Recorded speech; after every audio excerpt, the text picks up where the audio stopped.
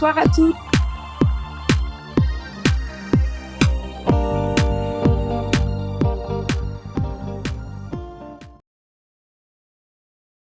Merci Philippe, j'ai eu un faux départ aujourd'hui, c'est formidable. Bienvenue à toutes et à tous et à toi pour ce jingle. Nous sommes ravis de vous accueillir à nouveau ce soir à 18h30 sur la room lesspeakers.com et l'AFCP, un temps dont nous avons pris maintenant l'habitude tous ensemble pour vous permettre de découvrir d'une part des conférenciers, mais également d'autres sujets et puis nos associations et l'agence de speakers représentée par Éric Blot et Philippe Boulanger. Alors, nous avons ce soir avec nous un invité. Et quel invité, puisqu'il fera partie d'ailleurs, si vous avez écouté ce soir, hier au soir, la room dédiée à Elevate, eh bien Gérard Lefort fait partie des conférenciers, des 23 conférenciers qui nous raviront vendredi et samedi prochain, 4 et 5 juin, à l'occasion de ce grand événement qui s'appelle Elevate. Alors, Gérard Lefort, qui est-ce? Il aime dire sans dire, ou plutôt faire voir, faire savoir sans montrer. Il est l'ambassadeur d'un monde plus inclusif, l'homme des rebonds. Il collectionne les métiers, défend les grandes causes et aussi, bien sûr, celles pour lesquelles on s'engage. Il incarne la résilience, l'optimisme et l'inclusion. Et son souhait, eh bien, c'est de générer un changement de regard pour transformer les épreuves en opportunités. Bonsoir Gérard. Alors, pense à bien mettre ton micro, Gérard. Ton micro de téléphone. Merci Virginie. Et de bien parler près du téléphone également pour qu'on ait un bon son. Donc voilà, et que l'on t'entende tous très très bien. Donc bienvenue à toutes et tous. Vous continuez de nous rejoindre donc pour cette room. Alors Gérard, tu es un conférencier et membre bien connu de la FCP, membre très apprécié puisque d'ailleurs tu es notre ancien trésorier. Voilà, tu es un de nos chouchous à la FCP. La FCP, c'est quoi d'ailleurs? L'Association française des conférenciers professionnels. Philippe, tu veux nous dire un mot, Philippe Boulanger, sur Gérard et la FCP? Alors sur Gérard, je le connais pas tant que ça en fait Gérard, hein, mis à part que c'est un très bon collègue et que j'ai beaucoup apprécié l'avoir dans le conseil d'administration en tant que trésorier avant qu'il s'échappe un moment en Guadeloupe. Mais non, sinon effectivement Gérard est quelqu'un d'absolument charmant qui m'a fait hurler de rire lors de son audition pour entrer à la FCP avec un sketch totalement hilarant où il prend à contre-pied le handicap. Donc ça, j'espère que tu vas en parler un petit peu, Virginie, ou Gérard, ou les deux en même temps, parce que c'était vraiment un moment où je suis resté scotché sur ma chaise en me disant « Mais c'est pas vrai, il peut pas faire ça ?» Eh bien si, il peut le faire. Donc merci Gérard pour ce grand moment. Ça fait vraiment plaisir de t'avoir parmi nous. Donc, l'AFCP, c'est l'Association française des conférenciers professionnels et aussi des maîtres de cérémonies professionnels, dont Virginie, tu fais partie.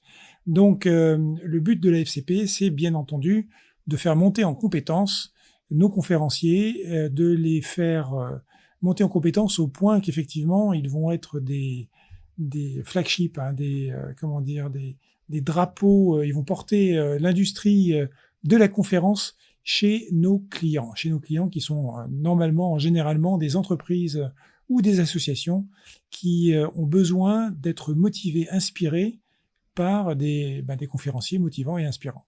Donc voilà, donc on a un grand nombre de conférenciers chez nous qui ont cette capacité et qui surtout cherchent à évoluer en permanence. Et je peux vous le dire, le métier de conférencier, c'est un métier dans lequel on n'a jamais fini d'apprendre, autant sur la manière de présenter que aussi sur le fond, puisqu'en fait, c'est un métier à part entière. Donc, on a tous en général des expertises et on doit les valoriser. On les valorise en choisissant ce qu'on va dire, c'est le fond, et avec la manière dont on va le dire, ça c'est la forme. Et c'est là où normalement, on commence à être très bon. Voilà Virginie.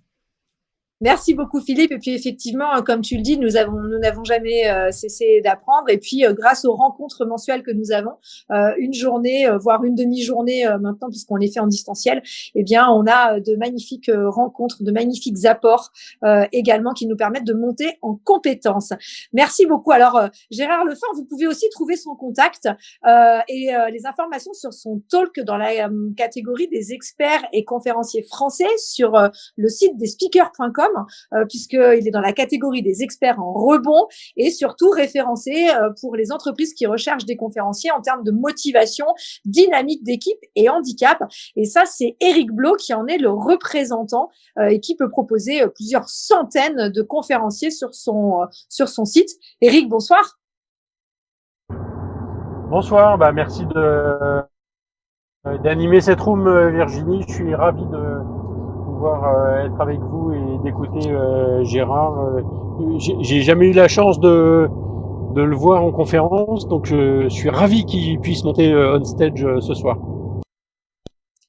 Alors, vous allez voir qu'on va le découvrir, Gérard. Alors, moi, j'avais envie de m'amuser un petit peu parce que c'est aussi ça, les rooms. Tu disais, Philippe, on est MC, mais les rooms, c'est l'occasion peut-être d'animer des choses un petit peu différemment. Et puis, pour vous tous qui nous écoutez, bien d'avoir aussi des approches un peu différentes. Alors, moi, je te propose, Gérard, si tu es d'accord, de te prêter au jeu à la façon Fast and Curious pour ceux qui connaissent. Vous savez, c'est ces questions qui vont un petit peu vite. Alors, on va se mettre en condition. Donc, déjà, tu as ton micro, c'est super. J'espère que tu es prêt parce que je vais te faire une série de petites devinettes ou questions où il faut que tu choisisses en fait entre deux mots. Alors, si je te dis pour ton métier, comédien ou conférencier? Conférencier. Tes hobbies, danseur ou stripteaseur? T'as le droit de dire les deux. Hein. Ok. Danseur, parce que plus souvent que de striptease. Alors, ton lieu, Guadeloupe ou Angers? Guadeloupe. Niveau série, t'es plutôt drame ou passion? Passion. Ton attitude, c'est plutôt sourire ou sourire? Sourire. Ta vie associative, c'est vice-président ou président? C'est danse. C'est danse. Et tes vacances de rêve, une croisière ou un road trip en moto? Moto. Alors, vous allez voir que si on a toutes ces questions, c'est bien sûr parce qu'on va vous les commenter ensuite. Alors, on va rentrer sur des questions un tout petit peu plus dures, Gérard, sois très attentif. Parmi ces 5 adjectifs, lequel n'est pas toi? Fédérateur, teigneux, sens du contact, aligné, malchanceux? Malchanceux. Sur ces 5 mots, quel est l'intrus? Comédien, maltraitance, femme, sécurité routière et taxi. Taxi. Et vous allez bien sûr comprendre pourquoi dans quelques instants. Et enfin, le point commun entre responsable sponsoring Kawasaki, conseiller à NPE et instituteur. Moi. Voilà. Ta différenciation ou singularité, c'est quoi? Mes roulettes. Ouais, ou ta joie de vivre aussi. Hein. Et enfin, le nom de la première personne qui te vient à l'esprit. Gandhi. Andy, ah oui. Gandhi, ouais, je sais pas. Ouais. Alors, merci. Tu sais pourquoi? Ah bah, vas-y, dis-nous. J'ai dit ça parce que je ne prononce pas les R. Parce que c'est grandir, mon truc. Ah, voilà. Eh bien, merci beaucoup, Gérard. Alors, bien sûr, peut-être que tout de suite, tous ces mots ne sont pas pour vous, n'ont pas encore pris tout leur sens, mais vous allez voir que on va comprendre très, très vite pourquoi. Et j'imagine que Gérard sourit parce qu'on a passé plus d'1 heure au téléphone pour pouvoir vous délivrer ce soir un certain nombre d'informations. Alors, notre thématique, osez voir l'opportunité. Déjà, dans un titre comme ça, on sait que tu nous invites à un saut après, à regarder derrière. Moi, j'ai envie de dire, Gérard, tu fais aussi partie de ceux qui ont des rêves. Et on va commencer par là. C'est quoi, toi, ton rêve? Mon grand rêve, là, ce serait de tourner dans une série et avoir un rôle récurrent. Et donc, j'ai déjà sollicité France Télévisions, mais pour l'instant, ça ne marche pas. Mais ça va venir. Mais il y a un autre rêve sur lequel, effectivement, on va dire, construis jour après jour. C'est celui d'une société inclusive. Je crois que pour toi, avoir une relation à la norme, c'est quelque chose qui pose un petit peu problème et tu cherches et construis et consolides au fur et à mesure. Qu'est-ce que tu peux nous dire sur cette société inclusive? Oui, c'est une société où tout le monde a sa place. Et en ce qui me concerne, à un moment, j'ai été vice-président de Actrices et Acteurs de France Associés. C'est une association qui regroupe plus de 500 comédiens professionnels. Et les comédiens professionnels, leur instrument de travail, c'est leur corps. Et moi, en tant que vice-président, j'étais une des personnes qui était chargée de les représenter. Et pour moi, c'était vraiment le symbole d'une société inclusive parce que moi, j'ai un corps cassé. Et ça montre simplement que on a tous notre place, y compris quand tu es handicapé, tu peux être comédien. Alors, on va y revenir tout à l'heure, justement, toute cette richesse que tu as dans le monde associatif et la manière dont tu peux œuvrer au quotidien. J'en profite pour souhaiter la bienvenue à tous ceux qui nous rejoignent au fur et à mesure. Donc, je présente Gérard Lefort, enfin, je lui donne surtout la parole pour qu'il partage avec nous cette vision de oser voir l'opportunité. Pourquoi ce titre, pourquoi cette conférence notamment? Alors, Gérard, suite à un accident de moto, donc tu deviens paraplégique et pourtant ton accident, c'est une renaissance. Ce sont tes mots. Ça peut paraître très fort d'ailleurs, voire même peut-être exagéré pour certains. Je pense à tes proches, ton frère néanmoins. La question que j'ai envie de te poser, c'est combien de temps t'a-t-il fallu avoir en termes de recul pour voir cette notion de renaissance? Tu as rebondi en combien de temps suite à cet accident? C'est un peu particulier. Disons que on m'a indiqué à 11 heures du matin que ma moelle épinière était passée. C'est comme si elle était passée dans un truc à cigare, comme si elle avait été coupée totalement. Et on m'a dit ça à 11 heures et à 17 heures c'était bouclé. Hein. J'avais accepté sans problème. C'est-à-dire que moi, ça m'a pas pris des jours et des jours. Quand j'étais à l'hôpital, et j'étais content d'être vivant. Tout ce que je vis, c'est durable. Et donc moi, c'est ce que j'ai vu, c'est que j'étais vivant. Et j'avais la pêche et je donnais la pêche aux gens, quoi, qui venaient me voir dans ma chambre d'hôpital. Donc, on peut dire que c'est un rebond quasi immédiat. Qu'est-ce qui s'est passé? Parce qu'à partir de ce moment-là, ta vie n'a plus jamais été la même. D'ailleurs, c'est depuis que tu es devenu conférencier. Il y a eu un déclic. Qu'est-ce qui s'est passé pour toi? Disons que changement de vie total. Donc, changement de corps. J'étais aussi professeur de judo, donc j'étais à l'aise dans mon corps. Et je me suis retrouvé avec j'étais avant un grand spécialiste en balayage au judo, et maintenant c'est plus difficile. Et donc j'étais bien dans mon corps, mais j'étais pas bien dans ma tête. Et en fin de compte, j'ai rebondi en me disant, maintenant je serais bien dans ma tête, même si j'avais un corps fracassé. Et j'ai vu la vie, quoi. J'ai croqué la vie à pleines dents à partir de ce moment-là. Alors, on peut dire que quelque part, à chaque malheur, son opportunité. Le titre que tu as mis, c'est quand même oser voir l'opportunité. Je vais m'arrêter sur ce terme, oser. Pourquoi oser? Oui, parce que face à un traumatisme, on aurait plutôt tendance à se replier sur soi-même et à regarder ce qu'on a perdu. Alors, ce qui est important, c'est de regarder ce qui nous reste, parce que c'est avec ce qui nous reste que nous allons pouvoir rebondir. Et donc, c'est oser voir une opportunité dans tout ce qui nous arrive. Moi, un truc tout simple, par exemple, quand je suis bloqué dans un embouteillage, au lieu de râler et tout ça, alors qu'on ne peut rien faire, je me dis, ce contretemps, c'est peut-être pour faire une rencontre intéressante, rencontrer des gens, j'ai besoin de ce décalage dans le temps peut-être.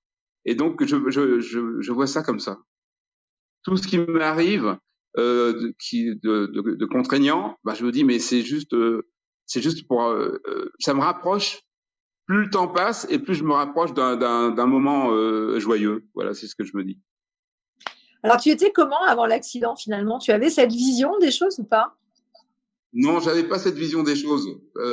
J'étais trop centré sur mon mal-être et à partir du moment où j'ai perdu la motricité, et j'étais plus dans la joie, franchement. Ouais. Parce que tout ce que je vis, c'est durable. Donc je me goinfre, je fais de belles rencontres, je fais plein de choses. Je suis plus actif qu'avant. J'ai une vie associative vraiment très dense et avec plein de rencontres. Donc j'ai la pêche. Et quand je rencontre des gens, je leur donne la pêche et c'est un cercle vertueux.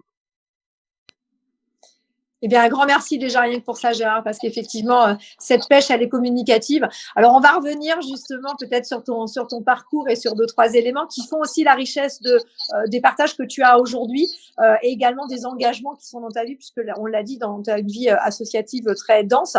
Alors, en plaisantant, je te demandais si ton métier, c'était comédien ou conférencier. Effectivement, tu as fait des one-man shows, notamment, tu as participé au Festival d'Avignon. Mais à la base, tu as même encore un autre métier. Est-ce que tu peux nous dire un petit peu tous les métiers que tu as pratiqués? Parce que j'aurais pu en mettre 5 ou 6 moi, des métiers dans la liste, en fait. J'ai été instituteur, j'ai été conseiller en formation continue pour la NPE, pour le Greta, j'étais conseiller professionnel pour la NPE, j'ai été chargé de mission pour le rectorat, j'ai été comédien, conférencier. Voilà, d'où effectivement la liste de tout à l'heure. Alors, tu l'as compris, le clin d'œil pour le taxi. Je crois que c'est un compliment qui t'a été fait et que tu as trouvé, qui t'a beaucoup plu parce qu'il était significatif, justement.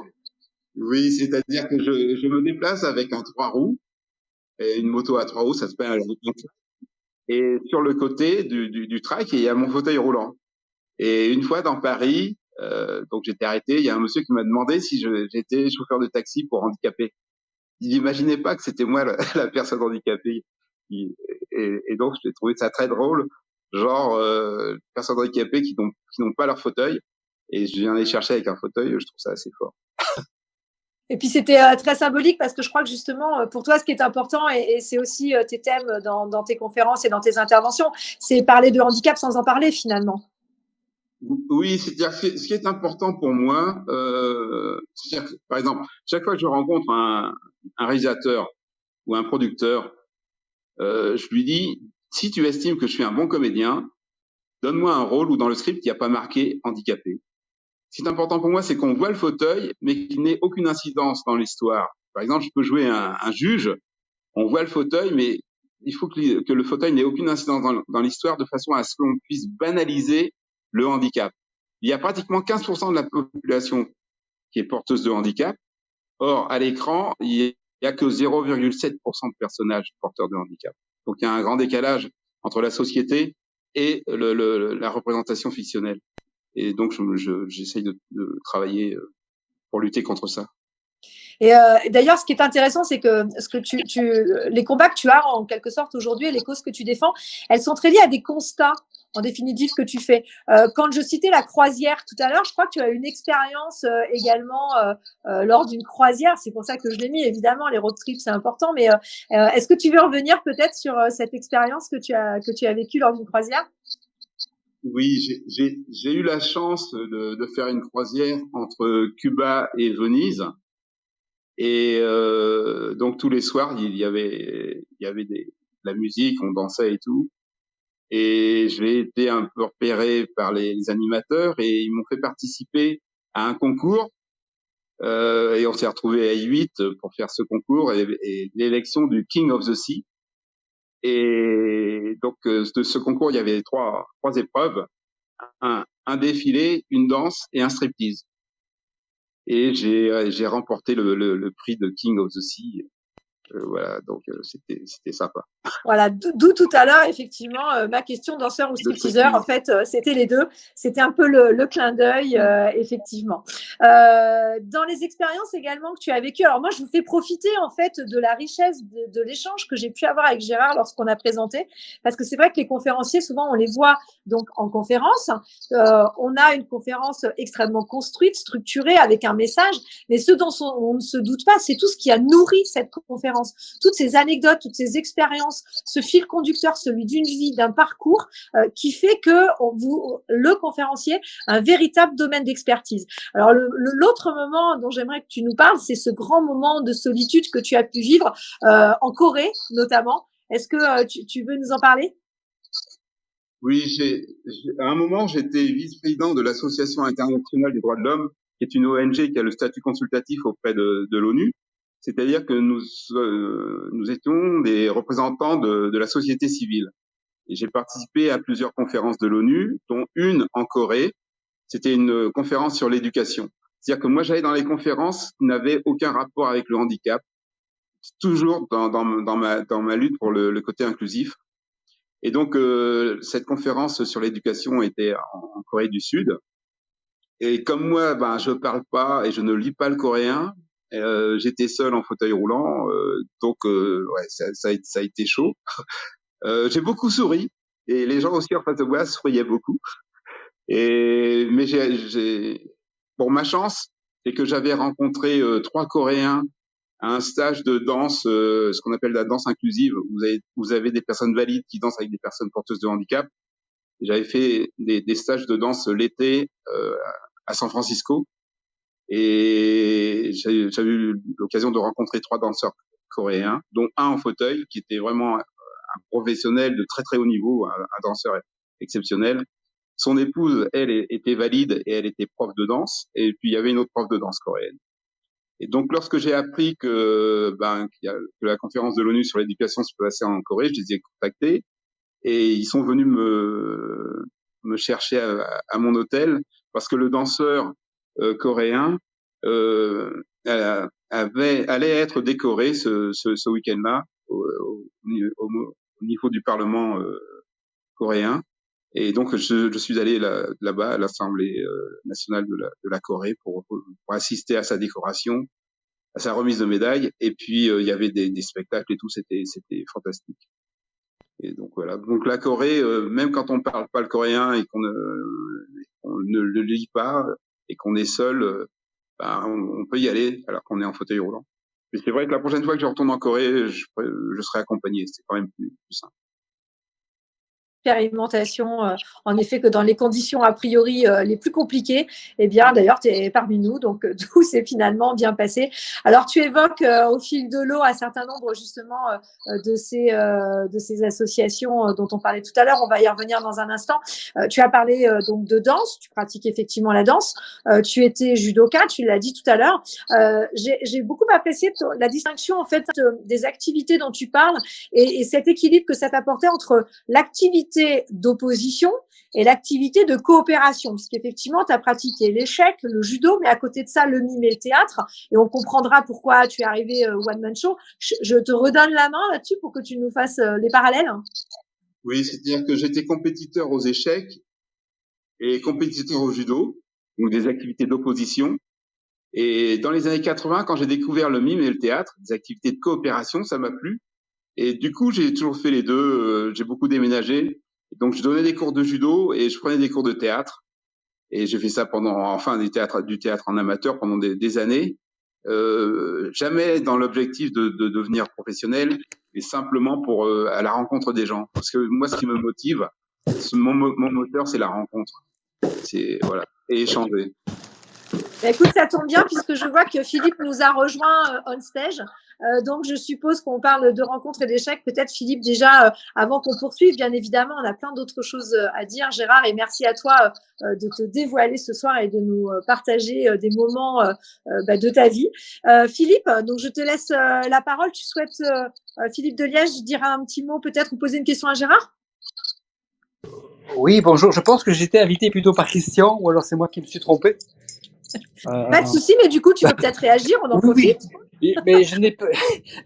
En fait, j'étais en train de faire une petite course, et donc je n'ai pu écouter que par intermittence. Et donc, oui, est-ce qu'on peut transformer ces problèmes en opportunités? Voilà, moi, je souffre d'un handicap invisible. Loïc Simon, qui est dans la room, le sait déjà.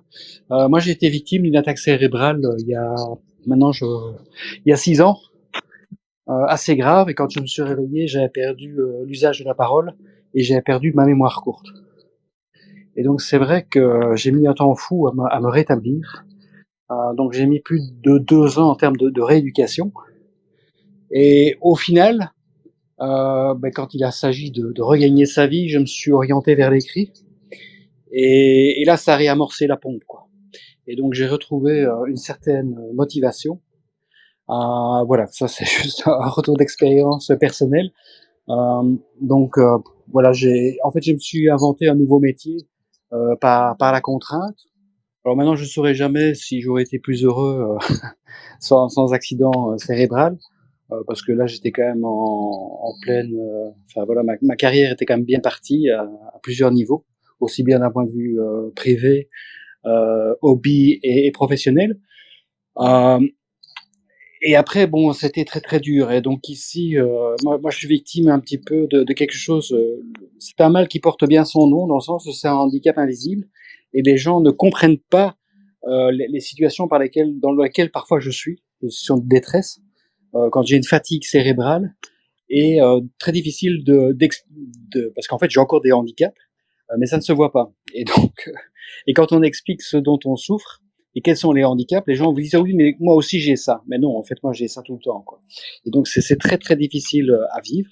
Alors ben, si j'ai bien compris, Gérard, ben, il a un handicap qui est manifestement très visible, si j'ai bien compris.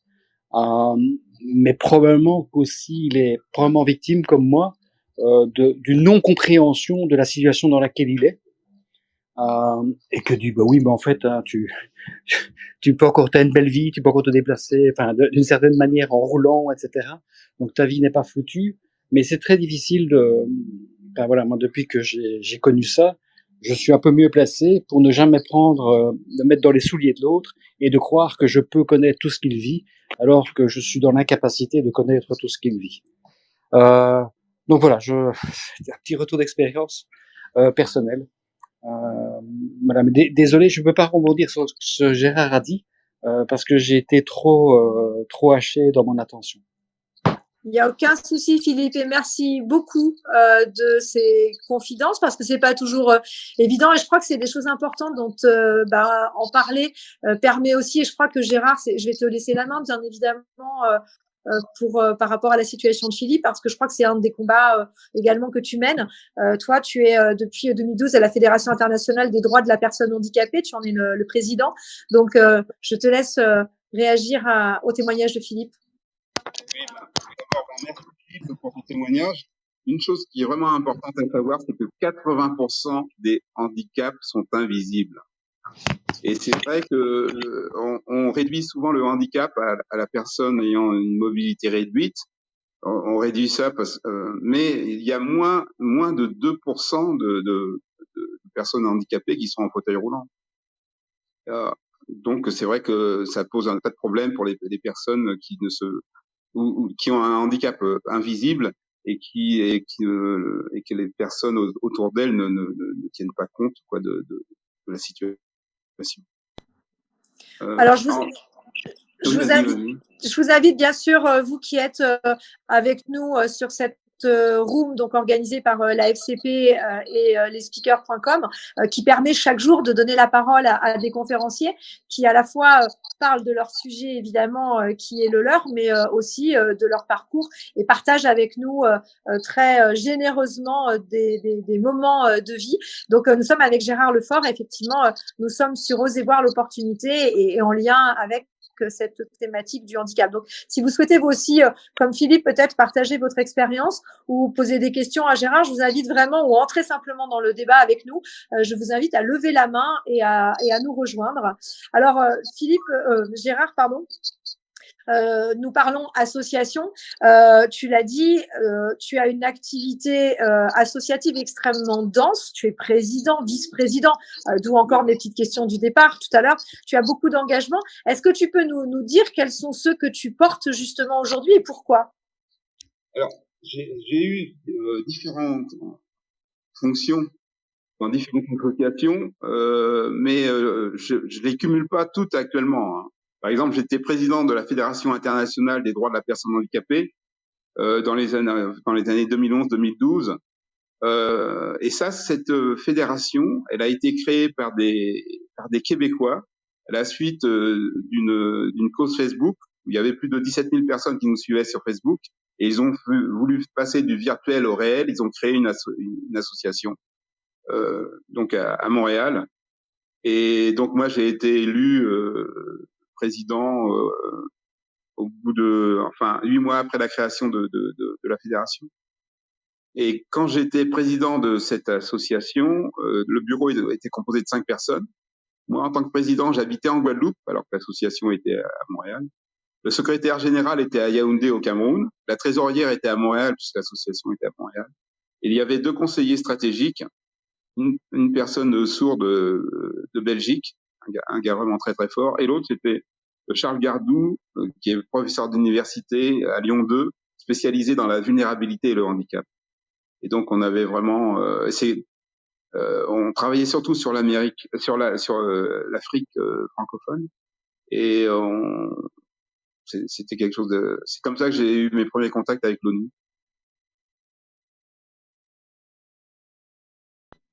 Et pour moi, ça a été l'opportunité. C'est grâce à l'accident que j'ai pu découvrir l'ONU et rencontrer des gens à l'ONU. Si j'avais pas eu l'accident, jamais je serais devenu conférencier. Jamais j'aurais joué au festival d'Avignon. Enfin, voilà, c'est une autre vie, quoi.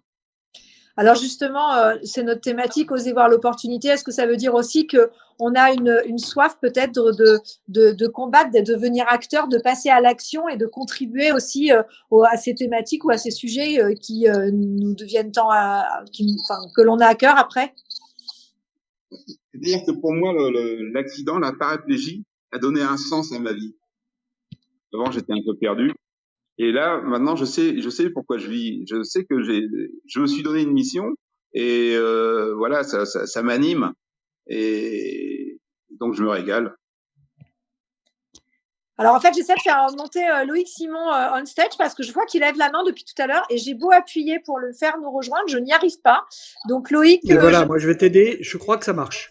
Ah super, merci de m'aider parce que voilà, parfait. Donc, je pense que Loïc va nous rejoindre dans quelques instants. Il doit avoir probablement un souhait d'intervention également. Alors, tu l'as dit effectivement, Gérard, en 2012, c'est cette association pour laquelle tu as été président. Ensuite, tu es allé sur d'autres thématiques. Le plaidoyer pour une Guadeloupe rendue accessible pour tous. Du coup, est-ce que d'un seul coup, quand on commence à prendre part comme ça à des actions ou à des causes, est-ce que ça donne envie d'aller encore plus loin? Oui, et puis c'est surtout que les gens viennent vous chercher. Je veux dire, moi, pour le plaidoyer, les gens sont venus me chercher. En Guadeloupe, c'était des associations qui s'étaient regroupées. Il y avait une association de non-voyants, il y avait des associations liées à différentes maladies invalidantes, et toutes ces associations se sont regroupées pour faire un plaidoyer pour rendre la Guadeloupe accessible. Et le gars qui avait mis en place ce plaidoyer est décédé, et donc après les gens sont venus me chercher pour la présidence.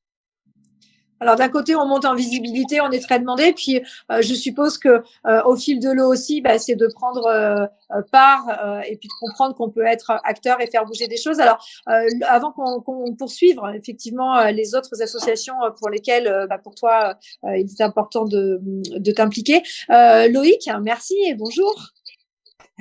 Oui, bonjour Virginie, et merci de m'avoir permis de monter sur la scène. En fait, je me régale en écoutant Gérard vraiment depuis tout à l'heure, parce que moi-même, à un moment donné, je suis pas du tout handicapé, j'en suis désolé. Je pense que je n'ai aucun handicap particulier, en dehors d'être peut-être un connard sphérique ou un sale con, je ne sais pas quoi. Enfin bon, ça c'est autre chose. Mais par contre, j'ai failli me faire virer pour faute grave d'une grosse boîte informatique qui s'appelle IBM en 2013. Alors que j'avais passé 36 ou 36 ans de bons et loyaux services, que j'étais un très bon élément, etc. Et c'est grâce à ce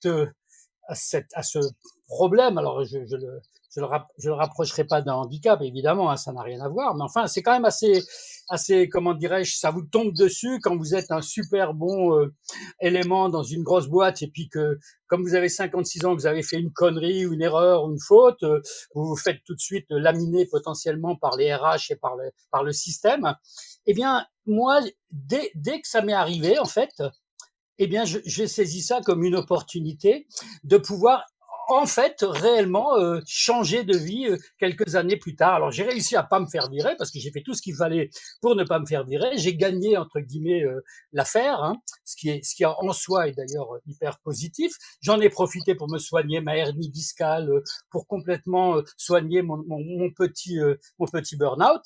Et 2 ans plus tard, je suis sorti par le haut de chez IBM et j'ai démarré le Social Selling Forum que je mène maintenant depuis 5 ans et demi et je suis ravi parce qu'ils ont payé pendant 3 ans ma pré-retraite en plus, hein, les gens d'IBM, en me laissant travailler. Donc franchement, oser voir l'opportunité, ça me parle, mais alors à un point absolument fantastique. Et ça m'était arrivé avant 2, 3 fois de me planter également dans les aspects professionnels, pas encore privés. Et chaque fois, je pense que j'ai rebondi, entre guillemets, en voyant l'opportunité et non pas en me lamentant sur ce qui m'était arrivé. Voilà, c'était un petit témoignage puisque, comme Philippe avait fait le sien. C'est parfait. Merci beaucoup, Loïc, pour ce témoignage inspirant. Alors, c'est vrai que nous, MC, souvent, on parle pas de nous. Alors, une room, c'est un peu spécial, mais pour ma part, je pourrais partager la même expérience. J'ai fait un burn-out très violent qui m'a fait basculer complètement. Et moi, Gérard, j'utilise exactement le même mot que toi, c'est la renaissance. C'est-à-dire que ça m'a permis complètement de renaître, de remettre les compteurs à zéro, de redémarrer. Et c'est aussi grâce à ça que je suis là aujourd'hui, que je pratique ce métier. Et tous les jours, je me dis mais quelle joie et quel bonheur finalement que mon corps à un moment m'ait fait complètement court-circuiter parce que je crois que j'étais juste pas au bon endroit. Donc quand on a touché le fond vraiment, et comme tu le dis Loïc, handicap ou pas, il y a des violences des preuves dans la vie qui en effet nous font réagir. Qu'est-ce que ça t'inspire Gérard, le témoignage de Loïc? C'est que face à un traumatisme, on peut arriver à trouver quelque chose de positif après un traumatisme. J'ai vraiment l'impression que nous sommes dans un bain d'opportunités et c'est simplement une question de regard sur ce qui nous arrive qui fait que on va voir la réalité autrement. Et donc, le traumatisme qu'il a subi chez IBM lui a permis de rebondir ailleurs. Voilà. Et des traumatismes, on en a tous, hein, à tout moment. Alors, je vous invite à nous rejoindre, bien sûr, parce que vous avez peut-être également à partager vos expériences ou vous avez peut-être des questions. Tu as parlé d'attitude, effectivement, Gérard, on te reconnaît vraiment. Quand je disais tout à l'heure sourire ou sourire, en fait, avec toi, on n'a pas le choix, c'est sourire. C'est terrible. Mais tu es quelqu'un d'extrêmement positif, optimiste. Moi-même, je suis déléguée à la Ligue des optimistes de France et je m'aperçois d'une chose, c'est que tous les délégués sont des personnes qui, à un moment, puisent cet optimisme et ce positivisme dans des épreuves qui fait que, tu l'as dit tout à l'heure, quand on croit avoir presque tout perdu, on relativise et on amène les choses totalement différentes. Alors, n'hésitez pas, bien sûr, à venir nous rejoindre pour partager. Christian, puisque tout à l'heure, tu as fait monter Philippe et tu l'as mis dans une situation un petit peu délicate, eh bien, à ton tour, peut-être, de prendre la parole. Alors, moi j'ai une question à poser. Au vu des témoignages, de tout ce que l'on vient d'entendre depuis le début, ça me fait penser à cette phrase de Confucius qui dit « On a 2 vies. La deuxième démarre le jour où on réalise qu'on n'en a qu'une. » Et je me dis que pour arriver à ça, est-ce qu'il ne faut pas un électrochoc? Parce que tous autant que vous êtes, vous témoignez d'un certain nombre de court-circuits, d'accidents de la vie, d'électrochocs qui vous ont permis de réaliser ça. Voilà ma question. Oui, tout à fait. C'est-à-dire que quand je dis que maintenant je croque la vie à pleines dents, parce que je sais vraiment que j'en ai qu'une. Moi, j'ai failli mourir. Et c'est ce que je me suis dit sur mon lit d'hôpital. Tout ce que je vis, c'est durable. Fallait voir dans quel état était la bécane. Elle était vraiment broyée. Et donc, moi, j'ai survécu à ça. Et voilà. Donc, la phrase de Confucius, oui, ça me parle. Alors, j'ai une autre question pour toi, qui est musicale, celle-là. En fait, quand je t'entends témoigner, t'exprimer, nous raconter ce que tu as vécu, ça me fait penser à un groupe que tu connais sûrement parce qu'il est antillais et que tout le monde connaît parce que c'est la bande originale du film La Première Étoile. Le groupe, c'est La Perfecta et la chanson s'appelle La Divinité. Ça te dit quelque chose, Gérard? Oui, je connais La Perfecta. Oui, tout à fait, bien sûr. Et en plus, ça se danse très bien. Ouais, absolument. On peut qu'inviter tout le monde à écouter ça parce que je crois qu'il suffit simplement de l'écouter pour être de bonne humeur toute la journée. voire plus. Mm. Tout à fait.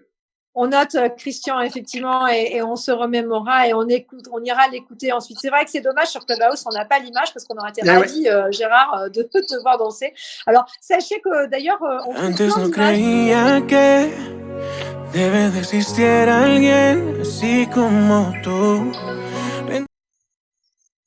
C'était ce Perfectella dont on parle?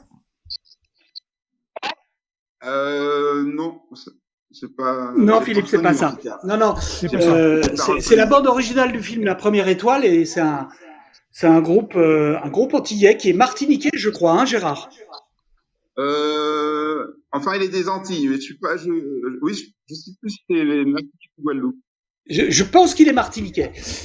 Bon, avec tous ces éléments, Philippe, je pense que tu vas nous trouver dans quelques instants. Et la chanson s'appelle La Divinité. Ah, ok, très bien, je vais chercher. Voilà, il va nous trouver tout ça. Et donc, effectivement, puisqu'on parle de liens, de connexions, Gérard, tu as un site internet sur lequel on retrouve à la fois des vidéos, des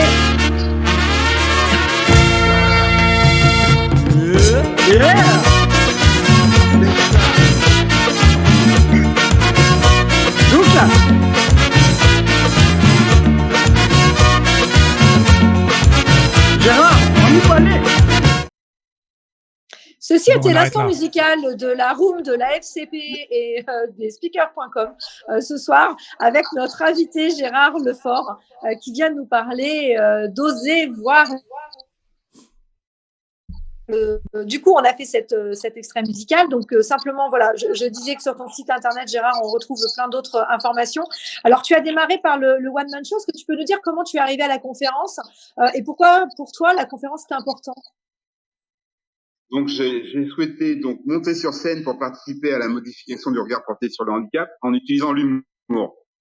Donc, j'ai commencé par le One Man Show, mais j'ai joué donc deux fois au Festival d'Avignon. J'ai joué 6 mois dans un théâtre parisien, et en fin de compte, j'atteignais pas mon objectif, qui était de sensibiliser les spectateurs, puisque je jouais dans un environnement où il y avait tellement d'offres de spectacles autour. Par exemple, à Avignon, il y a 1500 spectacles. Donc, les gens qui viennent me voir, c'est qu'ils sont déjà sensibilisés au thème du handicap. Même chose quand j'ai joué dans un théâtre parisien. Du coup, je me suis tourné vers le théâtre en entreprise et j'ai coécrit un spectacle à destination des entreprises pour faciliter l'embauche des personnes en situation de handicap. Donc, on est parti d'interviews en entreprise. Et à partir des interviews, on a écrit des sketchs. Et là, ça fonctionnait bien, mais uniquement durant la semaine du handicap en novembre. C'est-à-dire qu'à ce moment-là, on me sollicitait, mais le reste de l'année, pas du tout. Et c'est comme ça que je me suis tourné après vers la conférence avec OVO, Oser voir l'opportunité, où je parle pas du handicap, mais en fin de compte, ce message, je peux le délivrer toute l'année. Et c'est comme ça que je suis devenu conférencier. Alors, entre le One Man Show et la conférence, il y a une cause également qui t'est chère, celle des comédiens. Là encore, tu es engagé. Tu veux nous dire un mot? Oui, c'est-à-dire que j'ai la première association de comédiens dont je me suis occupé, c'est le groupement des acteurs de Guadeloupe. C'est-à-dire que j'étais en Guadeloupe et ma prof de théâtre m'a mis en contact avec un metteur en scène qui m'a fait jouer pour la scène nationale. Et c'est là que j'ai eu mon premier cachet. Du coup, c'était à Basse-Terre. Et du coup, j'ai pu participer à une masterclass qui était animée par Jean-Michel Ribes, le directeur du théâtre du Rond-Point, qui était venu donc en Guadeloupe animer cette masterclass. Et durant cette masterclass, les comédiens professionnels qui étaient là se plaignaient du fait que les mairies les payaient au bout de 4 mois, 5 mois, et que certains régisseurs ne faisaient pas bien le boulot et tout et tout. Et Jean-Michel Ribes nous a dit, mais pourquoi vous fédérez pas? Donc, bon, moi, j'ai un bon contact avec les gens. Et à la fin de la masterclass, on était 15, j'ai envoyé 14 mails, pas une réponse. Mais bon, comme je suis teigneux, j'ai relancé. En fin de compte, j'ai organisé des réunions et j'ai fini par déposer les statuts du groupement des acteurs de Guadeloupe avec 27 membres fondateurs parce qu'il y avait un vrai besoin. Ils avaient déjà essayé de se fédérer, ça fonctionnait pas puisque la Guadeloupe est un petit territoire. Les gens faisaient du théâtre ensemble depuis 20-30 ans et ils s'étaient fait des crasses. Donc ça pouvait pas être un tel qui les représentait ou tel autre, ça marchait pas. Alors moi, je venais d'arriver sur l'île, donc j'avais des casseroles avec personne, donc c'est le premier atout. Le deuxième atout, c'est que je suis en fauteuil roulant. Donc ça, c'était un atout dans cette situation-là, parce que en tant que handicapé, je ne suis pas un concurrent. Je ne suis pas vu comme un concurrent. Du coup, voilà. Et le troisième atout, c'est que je suis teigneux, donc les choses se sont faites. Et donc la première année, 27 membres fondateurs. Et la deuxième année, je suis parti au Festival de Cannes. Il y avait 41 personnes à jour de leur cotisation. Et je suis parti au Festival de Cannes avec la délégation du conseil régional et quelques acteurs pour représenter les comédiens de Guadeloupe. Est-ce que je peux me permettre? Oh, mais bien sûr, Philippe. Donc, tu n'étais pas un concurrent, mais un roulant, du coup. Excellent. Alors, moi, j'allais te demander justement, Gérard, mais est-ce que tu as une idée du nombre de kilomètres que tu as parcouru, j'ai envie de dire, grâce peut-être à ce fauteuil? Je ne sais pas, mais je sais que à moto, depuis que je suis paraplégique, j'ai fait plus de 200 000 kilomètres. Donc voilà, mes trois roues roulent beaucoup. Pour ce qui est des kilomètres en fauteuil, je change de pneus souvent, mais c'est pas parce que je démarre fort. Je fais pas de burn. En tout cas, c'est un vrai chemin sur lequel t'emmènent ces véhicules, on va dire, c'est des véhicules de la vie, ce qui nous permet de nous transporter. Alors, des comédiens, tu es allé aussi défendre les comédiennes. Oui, c'est-à-dire que lorsque j'étais vice-président de Actrices et Acteurs de France Associés, il y a 500 comédiens professionnels, on travaillait sous forme de commission et il y avait une commission qui s'appelait le tunnel de la comédienne de 50 ans. Parce qu'à partir de 45 ans, les comédiennes, on leur propose très peu de rôles jusqu'à l'âge où elles puissent jouer des grands-mères. Donc elles ont estimé que c'était un tunnel. Or, une Française majeure sur deux a plus de 50 ans. Donc là encore, il y a un grand déficit entre la société et la fiction, puisque il y a pratiquement, je crois qu'il y a 7% de rôles féminins avec des personnages de plus de 50 ans. Or, une Française majeure sur deux a plus de 50 ans. Du coup, il y a une commission qui s'est montée. On était 44 au début et sur les 44, il y avait 4 mecs, dont moi. Et pour moi, c'était important. Et j'ai découvert plein de choses. Et par où passer, enfin, tout le harcèlement, tout ça, tout ce que les femmes vivaient. Et il y a certaines blagues que je faisais avant et que je ne faisais plus après. Et par ailleurs, pour ce qui est de la situation des femmes, j'ai eu l'occasion d'aller à la conférence de l'ONU sur le droit des femmes, 10 jours à New York. Et sur la dizaine de jours, il y a une journée, je suis pas allé à la conférence. J'en avais marre d'entendre des horreurs. La situation des femmes à travers le monde, c'est horrible, c'est horrible. Donc oui, je suis vraiment très sensible à tout type de discrimination, et notamment au sexisme. Et comme on ne t'arrête jamais, puisque effectivement, en fait, ce qui est incroyable, c'est ce fil d'Ariane. À chaque fois, tu tires le fil de la pelote et tu arrives à une nouvelle cause et tu t'engages et tu avances et tu parcours le monde. Tu l'as dit, New York, il y a eu la Corée, enfin, énormément de pays. Et là, je crois savoir que tu es à nouveau sur un autre projet. Tu viens de parler de maltraitance. Tu viens de rejoindre le conseil d'administration d'une association qui s'appelle Les Maltraitances. Moi, j'en parle. Alors là, on est plus local, je crois. Tu es plus que parce que tu dois mettre en place une antenne sur Angers. Tu peux nous en dire plus également? Oui, je suis le responsable pour les Pays de Loire.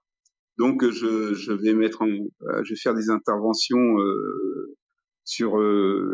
pour démarrer sur Angers dans les écoles à partir des classes de CE2 jusqu'au collège, jusqu'en troisième.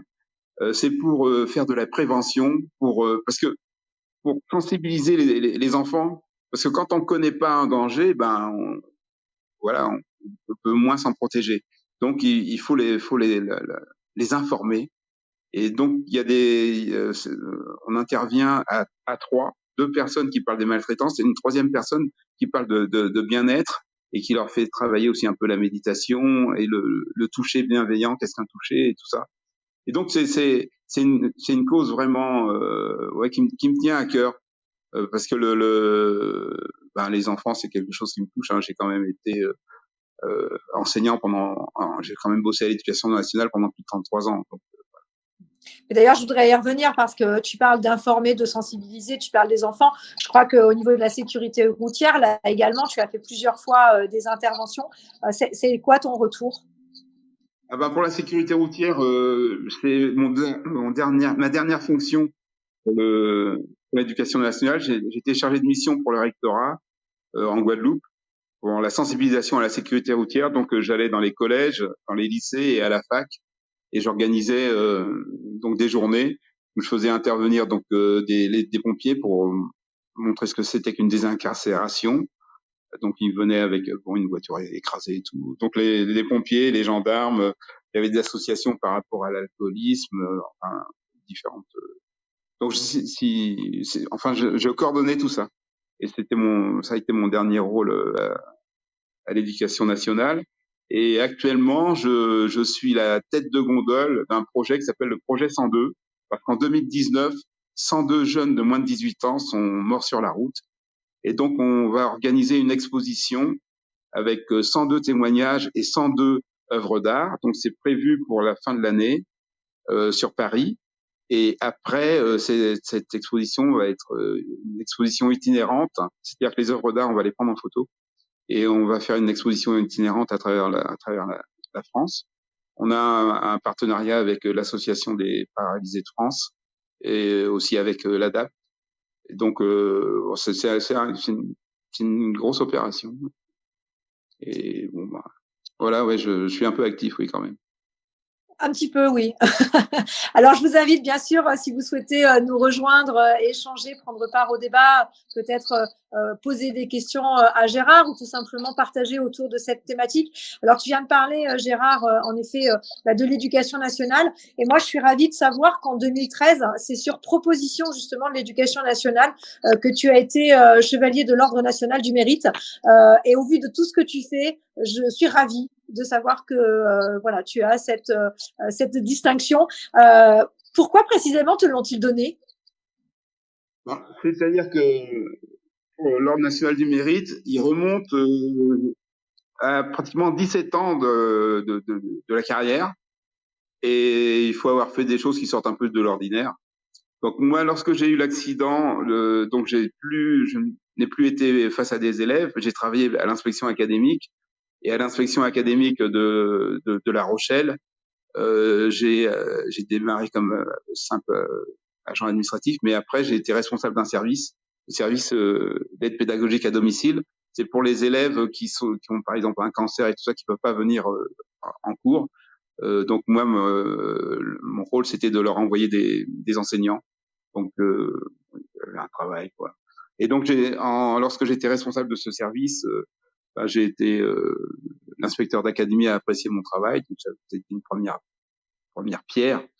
Et puis après, lorsque j'ai été chargé de mission pour le rectorat, ce que j'ai fait, il y a eu donc j'ai eu des pages dans la presse quotidienne régionale, j'ai eu des interviews aussi sur France 3 lors des informations. Enfin bref, j'ai fait des trucs avec une visibilité qui a fait que un jour, je reçois un coup de téléphone du rectorat, il me demande de leur envoyer un CV parce qu'ils voulaient me proposer. Je savais même pas que ça existait, l'Ordre national du mérite.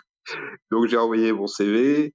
Et puis donc après, c'est-à-dire qu'ils ont tout un dossier à monter. Il paraît que c'est assez copieux, hein, parce que ils remontent vraiment loin dans la carrière. Et puis après, ils proposent, et c'est au niveau de la présidence de la République, ils disent oui ou non. Et après, voilà. Donc moi, j'ai eu la chance lorsque j'ai appris qu'on allait me décorer, j'ai pris contact avec la préfète de Guadeloupe et je lui ai demandé si elle acceptait de me remettre l'insigne.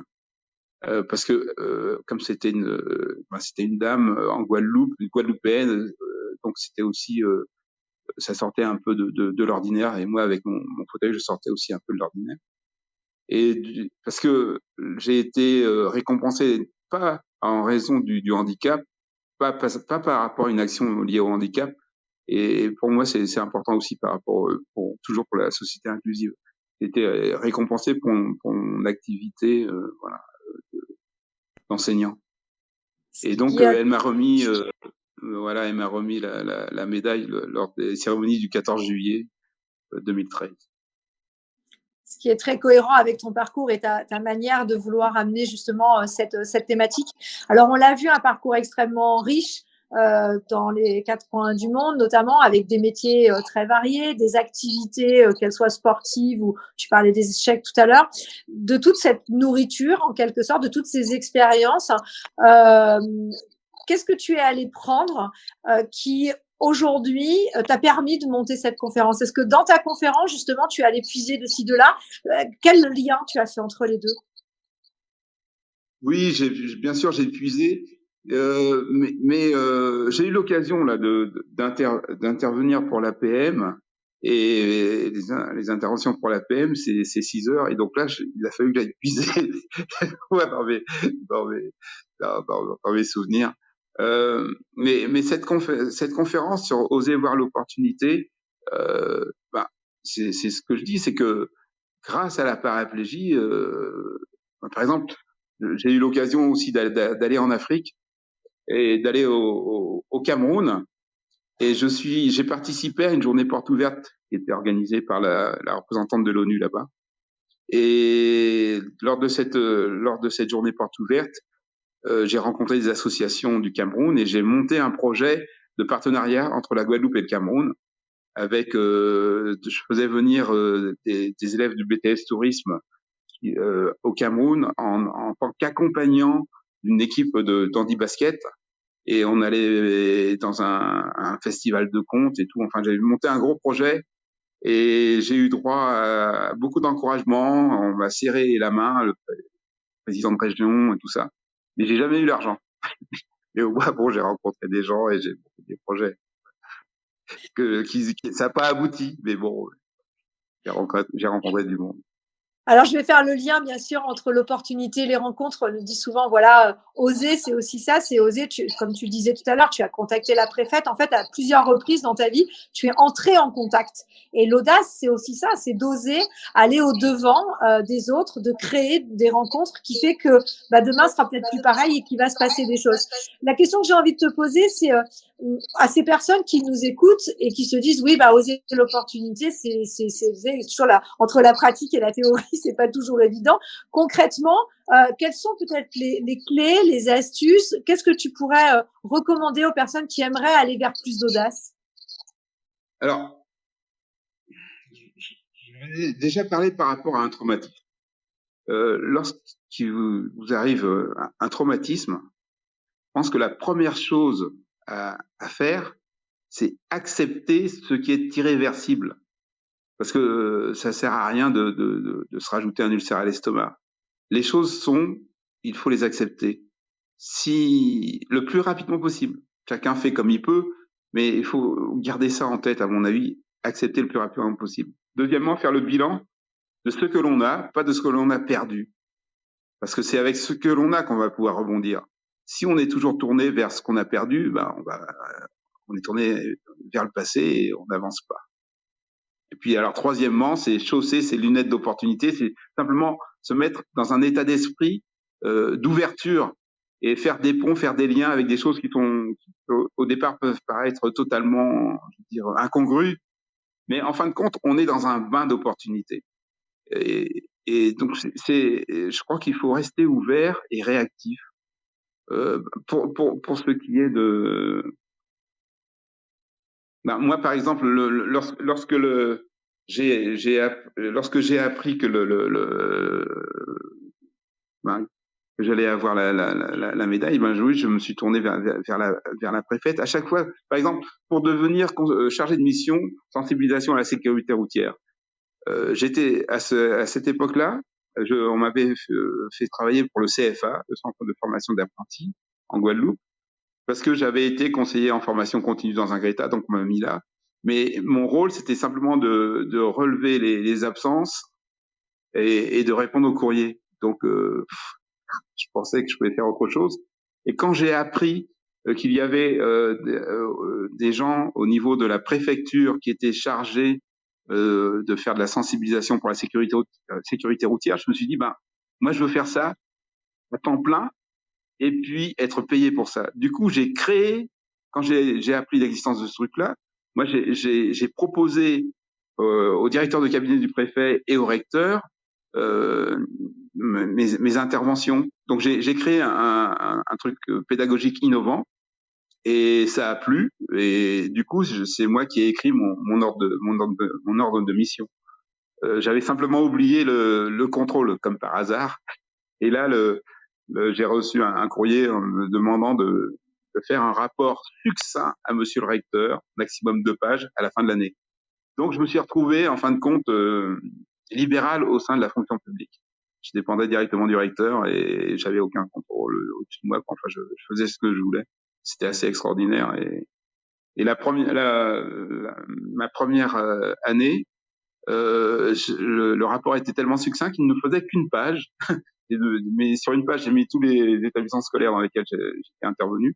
C'était pour le quantitatif.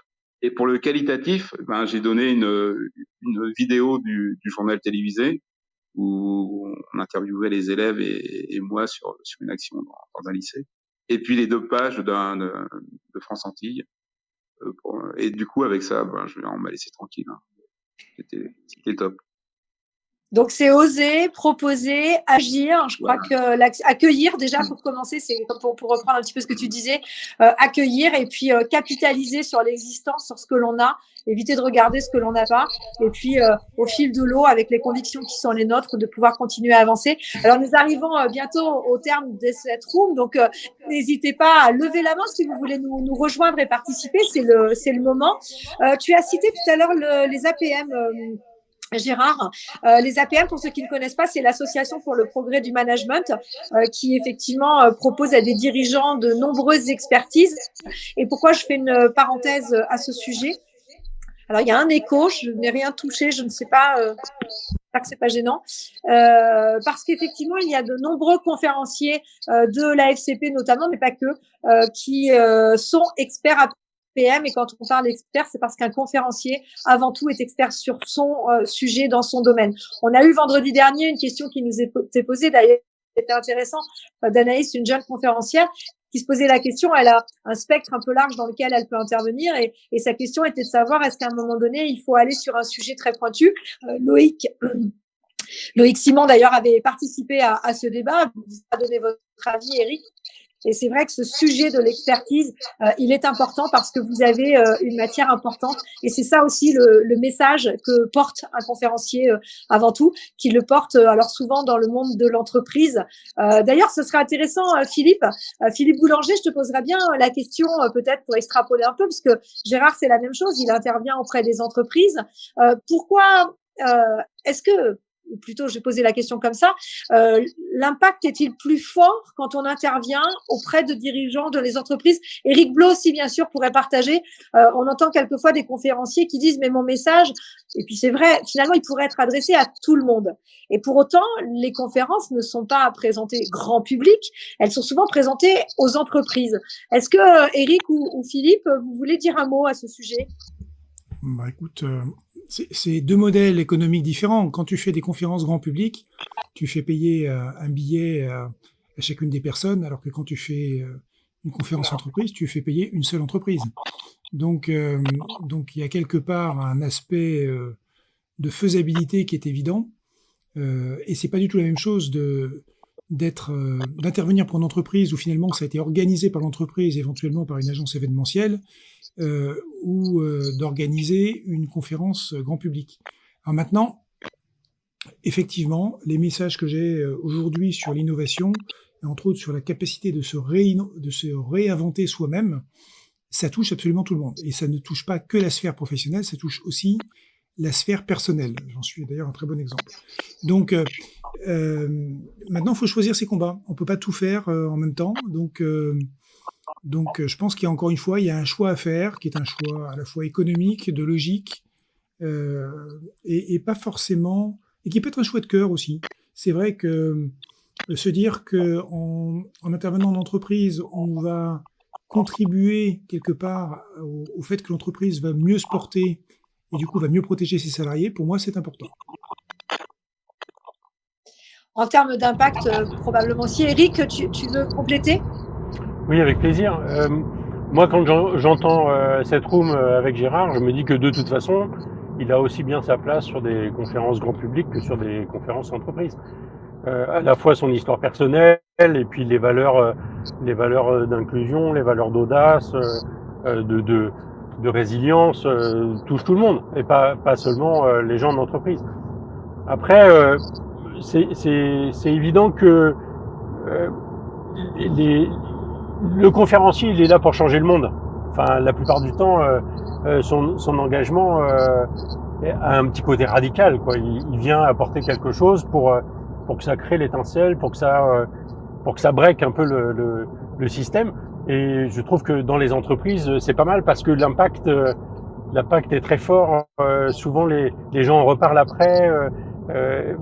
Ça vient même parfois modifier la culture de l'entreprise. Et du coup, ça contribue à l'objectif du conférencier lui-même, qui est de changer le regard ou l'attitude des gens vis-à-vis du sujet d'expertise porté par le conférencier lui-même. Absolument. Tout à fait, Eric. D'ailleurs, je vais redonner la parole à Gérard et je crois que la question, c'est ça, c'est contribuer à changer les choses, le monde, l'impact que l'on peut avoir. Et tu l'as dit, Gérard, au départ, tu t'es aperçu que finalement, de parler d'un sujet à des gens qui étaient sensibles à ce sujet rendait impuissant la force du message que tu avais envie de pouvoir déployer plus loin et ailleurs. Pour toi, ça représente quoi, justement, de faire ces interventions en entreprise? C'est vraiment important parce que notamment pour l'embauche des personnes en situation de handicap, ça donne un autre regard sur le handicap. Et je pense que les personnes qui ont eu l'occasion de m'entendre, j'espère qu'elles vont envisager d'une autre manière le recrutement des personnes en situation de handicap. Donc, à mon niveau personnel, c'est un peu mon moteur premier. Et puis bon, après, bien sûr, il y a pas que le handicap, hein, mais c'est le fait de pouvoir rebondir après un traumatisme. Ça reprend tout à fait effectivement l'introduction de tout à l'heure quand je disais que ton souhait, c'est de générer un changement de regard pour transformer les épreuves en opportunités. Alors, on arrive au terme bientôt de cette room. Est-ce que peut-être quelqu'un souhaite prendre la parole, vous qui êtes on stage ou encore dans notre public, si vous voulez nous rejoindre, avant que nous terminions bientôt. Et Gérard, alors on a déjà délivré beaucoup de choses. Ah, j'ai François Michalon qui nous rejoint, donc qui va pouvoir participer. Du coup, je vais réserver ma question que j'allais poser à tout à l'heure. François? Oui, bonsoir. bonsoir à tous. J'ai écouté par morceaux, mais je voulais juste rajouter, il faut voir Gérard pour le comprendre parce que il est exceptionnel. Gérard, je te salue. Ça fait longtemps que je t'ai pas vu d'ailleurs, mais il faut vraiment le voir parce que il est incroyable. Voilà, je suis pas là pour faire de la publicité. En plus, ta voix, j'étais étonné de ta voix parce que j'ai l'impression que c'était une voix beaucoup plus jeune que d'habitude. Mais il est exceptionnel. Et de par ce qu'il fait, de par ce qu'il représente, il est exceptionnel. Enfin, voilà. Essayez d'aller le voir, essayez il est sur les réseaux, de voir des vidéos de lui ou avec ses engins, parce que le gars, tu es atypique et exceptionnel. Voilà. Alors, en plus, ouais. Et en plus, pour ceux qui le connaissent bien et de très près, il a un humour décapant et une autodérision absolument extraordinaire. Et ça, c'est quelque chose, quand on a l'opportunité de se lâcher avec lui, entre nous, c'est juste dément, quoi. Donc voilà, ça c'est mon petit commentaire de la fin. Je ne suis pas tout à fait surprise, Philippe. Je crois que l'humour, effectivement, est quelque chose pour toi qui est important. Et Gérard, je vais te redonner bien sûr la parole. Et c'est vrai que au-delà du sujet d'expertise et des messages à transmettre, l'aspect inspirant du conférencier, c'est quelque chose qu'on peut relever. Et pour le coup, vraiment, Gérard, c'est quelque chose de fort chez toi. En tout cas, merci beaucoup François, merci beaucoup Philippe. Moi, J'ai un objectif dans la vie, c'est de passer de l'autodérision à la motodérision. Mais bon, c'est peut-être un peu trop dur. Alors, en tout cas, c'est vrai que mes bécanes participent au changement de regard. Moi, je suis passionné de moto. Hein. J'ai eu un accident avec ma 25e bécane. J'ai pris des cours de pilotage sur circuit. J'ai fait des compétitions, course de côte, une course d'endurance. Donc, vraiment branché moto à fond. J'ai eu l'accident en 2003 et donc depuis 2005, j'ai des 3 roues. Et mes 3 roues, peuvent faire rêver. Et ça, c'est important parce que du coup, on n'assimile pas le handicap avec le misérabilisme. Quand on voit mes bécanes, on se dit oula, on aurait presque envie d'en avoir une.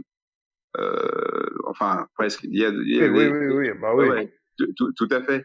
Et donc, c'est bien de faire cette dichotomie entre misérabilisme et handicap, ne pas associer ça. Et donc, je l'ai pas fait volontairement au début, mais maintenant, ça me sert, c'est un outil. Et je me sers. Gérard, moi je trouve que tu n'es pas résilient du tout, Gérard. Tu es antifragile en fait, au sens de l'excellent livre de Nassim Nicolas Taleb, qui explique bien en quoi des gens comme toi, en fait, ils profitent du chaos, ils profitent de la crise, ils profitent du problème. Et je pense que chacun d'entre nous, on devrait viser cette antifragilité. Voilà ce que je voulais dire pour terminer. Merci beaucoup. Merci. Je vais prendre la référence du bouquin là. Antifragile, ça s'appelle Antifragile de Nassim Nicolas Taleb. Et c'est quelqu'un qui a écrit également Le Signe Noir et Skin in the Game, etc., etc. C'est des bouquins exceptionnels et celui-ci est particulièrement cohérent avec tout ce que tu as raconté, je trouve. Merci beaucoup. Merci beaucoup Loïc pour cet apport culturel qui ne manquera pas de venir compléter ce sujet. Gérard, merci beaucoup de t'être livré. J'ai passé déjà un très bon moment d'interview. J'espère l'avoir fait partager avec vous tous et avoir retranscrit le plus fidèlement possible les messages que tu portes aujourd'hui, la conférence qui est la tienne et le conférencier exceptionnel également que tu es. Éric Blot, peut-être je vais te laisser aussi dire un petit mot avant que nous clôturions. Philippe Boulanger a dit tout à l'heure son mot de la fin. Et toi, Éric? Moi, je suis ravi d'avoir eu l'occasion de mieux connaître Gérard. Et puis, je pense qu'il faudrait qu'on se parle un petit peu en one-to-one pour que je comprenne les arguments de promotion que je pourrais faire pour sa conférence, même si là, j'ai une idée quand même un peu plus précise qu'avant. Donc, merci pour ça. Merci beaucoup, Éric. Je remercie également toutes les personnes qui sont montées sur on stage et qui ont participé avec nous ce soir. Je pense donc à Loïc, à Philippe, à François, à Christian. Merci beaucoup, Philippe au pluriel d'ailleurs, et Éric. Merci à la FCP, au speaker.com qui nous permettent tous les soirs de faire des découvertes exceptionnelles et puis de prendre vraiment des grands bols d'inspiration. Et comme vous le savez, moi j'aime bien terminer mes rooms ou mes événements avec une citation. Et celle que j'ai choisie, Gérard, ce soir, c'est celle de Paul Éluard qui dit « Il n'y a pas de hasard, il n'y a que des rendez-vous ». Eh bien, rendez-vous prochainement sur la room, c'est-à-dire demain. Merci beaucoup. Christian, peut-être tu veux nous annoncer le sujet de demain?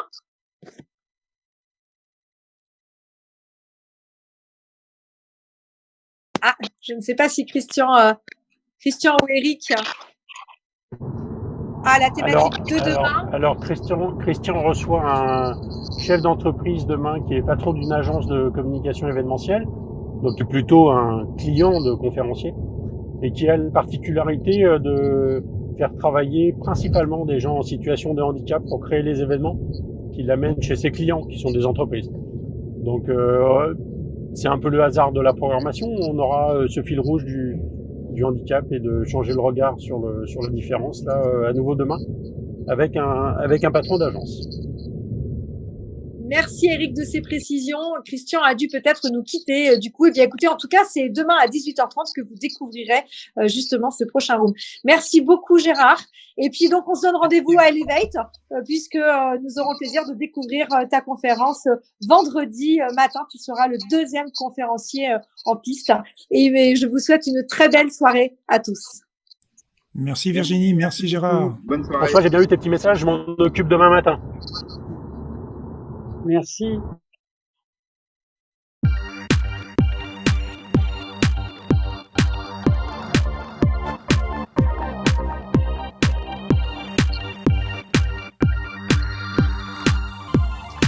Voilà, on peut réactiver notre son, Gérard.